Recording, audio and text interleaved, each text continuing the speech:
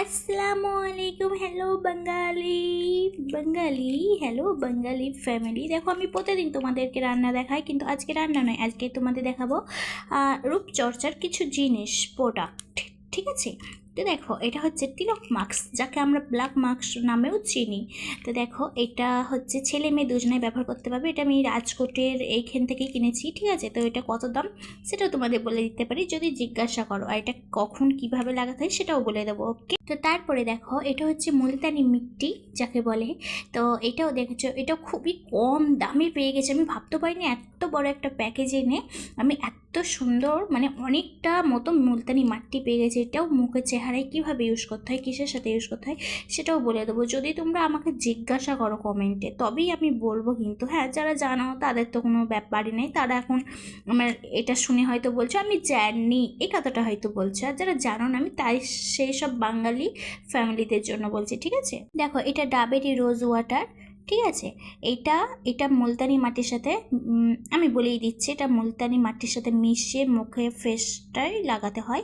দেখেছো, এই মুলতানি এই রোজ ওয়াটারটাও, এটা খুবই কম দাম এই বোতলটা। ঠিক আছে, আমরা তো আর বড়লোক নাই, হাইফাই নেই যে যারা এখন ভাও খাচ্ছে আমার কথাটা শুনে তাদের মতো আমি হাইফাই লেভেলের সব কিছু কিনবো। তো যারা আমার মতো গরিব, আমার মতো সিম্পল একটা পরিবারে বড় হয়েছ, তাদেরকে আমি বলছি হ্যালো বাঙালি।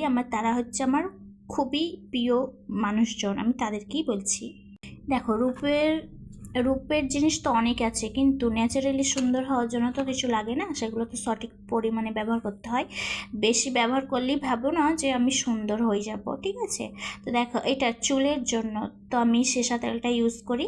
আমার চুল ইনশাল্লাহ অনেক বড় হয়ে গেছে, বড় ছিল কিন্তু আরও বড় হয়ে গেছে।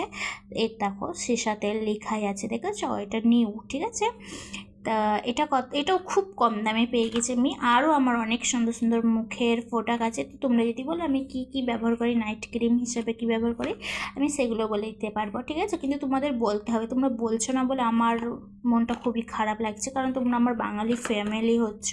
ঠিক আছে, তোমরা যদি কথা না বলো, আমি রান্নার কিছু ভিডিও দেখাও, সেগুলো তো কথা বলো না। কথা বলা মানেই তো কমেন্টে কথা বললেই তো আমার সঙ্গে কথা হয়ে যাবে। তো আমি রাজকোটে হাতের কিছু কাজ করি, তোমরা যদি জিজ্ঞাসা করো যে আমি হাতের কী কী কাজ করি, আমি সেটাও দেখাতে পারবো। ঠিক আছে, কী ধরনের কাজ করি, আর আমি রাজকোটে কোন জায়গায় থাকি সেটাও যদি জিজ্ঞাসা করো আমি বলে দেবো। ঠিক আছে, কিন্তু আমার সঙ্গে কথা বলতে হবে। লাইক তোমরা না করো, কিন্তু কমেন্টে কিছু কথা বলো, যাতে আমারও ভালো লাগে তোমাদের সঙ্গে কথা বলতে। আর দেখেছো, আর কি বলা যায়, আর কি বলবো, রাজকোটে আছি, কিন্তু আমার গ্রাম কোথায় সেটাও বলবো তোমরা যদি জিজ্ঞাসা করো। যারা যারা আমার ভিডিও দেখে বিরক্ত হচ্ছ তাদের